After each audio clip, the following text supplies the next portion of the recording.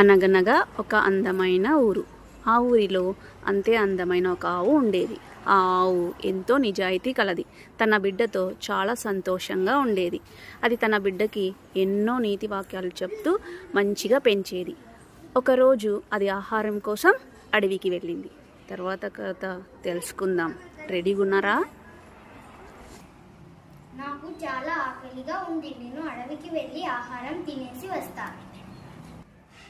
బాబు, నువ్వు ఎక్కడికి వెళ్ళకుండా ఇక్కడే ఆడుకో. సరే అమ్మా, నువ్వు చెప్పినట్టే వింటాను. ఇక్కడ గడ్డి చాలా బాగుంది. ఇక్కడ తినేసి నేను త్వరగా ఇంటికి వెళ్తా. ఆహా, ఈ ఆవు ఎంత బాగుంది. ఈరోజు నా ఆకలి మొత్తం తీర్చేసుకుంటా. ఆగండి పులిరాజా, ఒక్క నిమిషం నేను చెప్పేది వినండి. నాకు ఇంటి దగ్గర ఒక బిడ్డ ఉంది. దానికి పాలిచ్చి వస్తాను. ఏంటేంటి, నువ్వు నీ ఇంటికి వెళ్ళి నీ బిడ్డకు పాలిచ్చి తిరిగి వస్తావా? అది నేను నమ్మాలా? నేను మీకు మాట ఇస్తున్నాను. నేను మాట మీద నిలబడతా. సరే, నీ మాటలు నాకు ఎందుకో నమ్మాలనిపిస్తుంది. నువ్వు వచ్చే వరకు నేను ఇక్కడే వెయిట్ చేస్తా.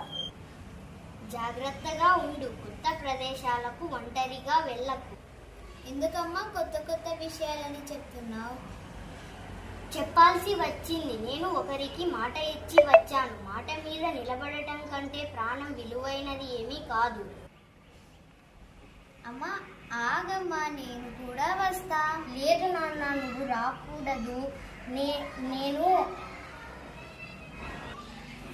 లేదమ్మా, నేను వెళ్ళాలి.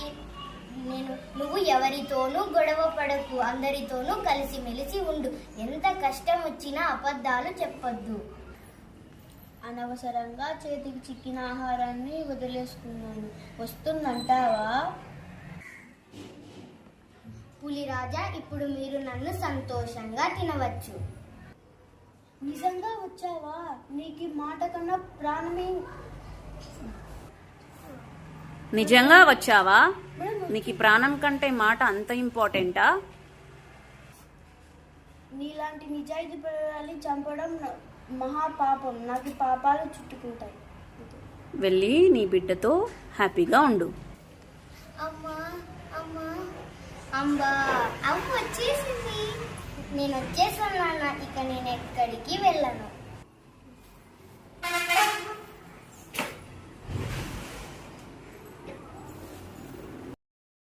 చూసారా, ఎన్ని కష్టాలు ఎదురైనా మనం ఇచ్చిన మాటకు కట్టుబడి ఉంటే ఆ నిజాయితీయే మనల్ని ఏదో ఒక రూపంలో కాపాడుతుంది.